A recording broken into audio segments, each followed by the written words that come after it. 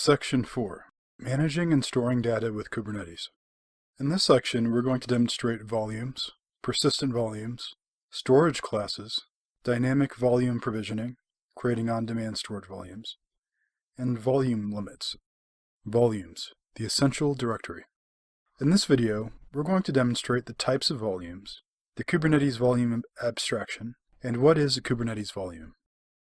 Introduction to volumes.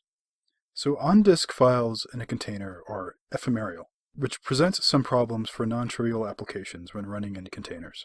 When a container crashes, the kubelet will restart it, but the files will be lost. This is what is meant by on-disk files to container being ephemeral. The container starts with a clean state when it's restarted by the kubelet. When running containers together in a pod, it is often necessary to share files between those containers, which is a problem solved by the Kubernetes volume abstraction concept. At its core, a volume is just a directory which is accessible to the containers in a pod. Volume type determines how that directory comes to be, the medium that backs it, and the contents. To use a volume, a pod spec configuration object specifies what volumes to provide for the pod. Specifically, in the pod spec, this is the .spec.volumes field, and where to mount those into containers, particularly the .spec.containers.volumeMounts field. A Kubernetes volume has an explicit lifetime, the same as the pod that encloses it. A Kubernetes volume outlives any containers that run within the pod, and data is preserved across container restarts. When a pod ceases to exist, the volume will cease to exist. Kubernetes supports many types of volumes, and a pod can use any number of them simultaneously. So to sort of recap, the goal of Kubernetes is to make it so that way when your container crashes, the volume doesn't crash, but when the pod crashes or ceases to exist, then in that case, the volume does crash. So it's pod ephemeral.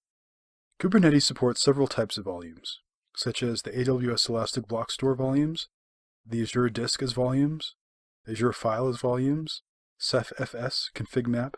With Kubernetes, you can even use secrets as volumes. So if you want to store a sensitive password in the Kubernetes platform, you can bind that volume to a pod so that way that pod can use that secret. Kubernetes also supports Storage OS, vSphere volume, and several more types of volumes.